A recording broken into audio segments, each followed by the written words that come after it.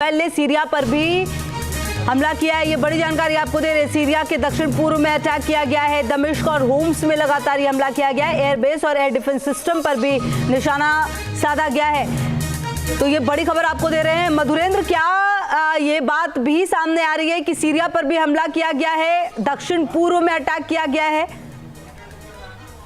देखिए, बिल्कुल सीरिया भी निशाने पर है और सीरिया के भी 2 इलाकों में धमाके की खबर आ रही है। ये टारगेट सेट किया है इजराइल की सेना ने, क्योंकि सीरिया की अगर बात करें तो वहां पर भी रेजिस्टेंस फोर्सेस का प्रेजेंस है। वहां से भी लगातार हमले इजराइल को करा रहे हैं और ऐसे में सीरिया को भी टारगेट किया गया है। अगर आप ईरान के परिप्रेक्ष्य में देखें तो सिर्फ तेहरान नहीं बल्कि हमको कराज का भी इलाका दिखाई दे रहा है, जहाँ पर इजरायली फाइटर जेट ने बम बरसाए हैं और वहां पर भी मिलिट्री जो ठिकाने हैं ईरान के, उसको टारगेट किया गया है। तो तेहरान और कराज ये दोनों इजराइल के हमले की जद में रहे हैं। तस्वीरें आ रही है और बताने के लिए काफी। अच्छा मधुरेंद्र, आप रहिए हमारे साथ, हम आप बेहद अहम जानकारी दे रहे हैं, हम आगे भी आपसे बात करें, लेकिन इस बीच जो एक तस्वीर सामने आ रही है वो हम अपने दर्शकों को दिखा दें। आप देखिए कितनी स्पीड में है, तमाम चीजें इतनी तेजी में है कि वो कैमरे भी कैद नहीं कर पा रहे, बस एक मूवमेंट है।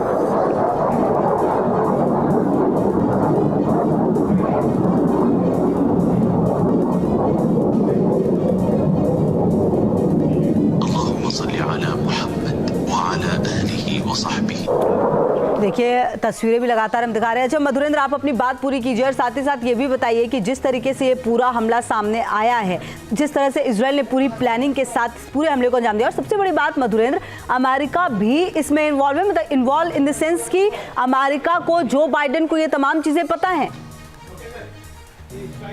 ठीक है, बिल्कुल इसको लेकर नेतन्याहू और बाइडेन की बातचीत की हुई थी और इजराइल ने लंबे समय तक अपने प्लान को डिस्क्लोज नहीं किया था। हालांकि कुछ प्लान लीक होकर भी सामने आए थे, लेकिन जाहिर तौर पर ये और ज्यादा लीक हो उससे पहले इजराइल ने ईरान पर हमला कर दिया और इस हमले की जद में उसने मिलिट्री इंस्ट्रक्शंस को लिया है। लेकिन हम ये भी देख रहे हैं कि जो इंटरसेप्टर मिसाइल्स हैं वो भी एक्शन में ईरान की दिखाई दे रही है और जाहिर तौर पर 100% अपने हमले को अंजाम इजराइल ने दिया हो ये संभव नहीं दिखाई दे रहा। लिहाजा कुछ इंटरसेप्टर मिसाइल्स ने इजराइल के जो अटैक्स हैं उसको डिफीट किया है और उसकी विजुअल्स जो है वो तेहरान जारी कर रहा है और बताने की कोशिश कर रहा है कि उसका बाल बाका इस हमले में नहीं हुआ है, ताकि वो अपनी फेस नहीं कर सके। तो ये स्थिति दिखाई दे रही है। लेकिन जो मिलिट्री इंस्टॉलेशंस हैं, जो एयर स्ट्रिप्स हैं, जो एयर एसेट्स हैं, उसको कितना ईरान में इजराइल फिट किया है ये देखना बेहद दिलचस्प होगा, क्योंकि ऐसी स्थिति दिखाई दे रही है जिसमें इजराइल अपने टारगेट्स को फिट करता हुआ दिखाई दे रहा है। चाहे तेहरान के आउटस्कर्ट्स में देखिए या कराची में। महत्वपूर्ण बात यह है कि इस हमले के ठीक पहले जिस तरह से ईरान ने भी अपनी तैयारी की थी वो भी सबके सामने है कि रशिया की मदद से उसने S-400 डिफेंस सिस्टम जो है वो तैनात किया, क्योंकि ईरान के पास ऐसा कोई एयर डिफेंस सिस्टम नहीं था जो उसका बचाव कर सके। लेकिन रूस ने उसकी मदद की,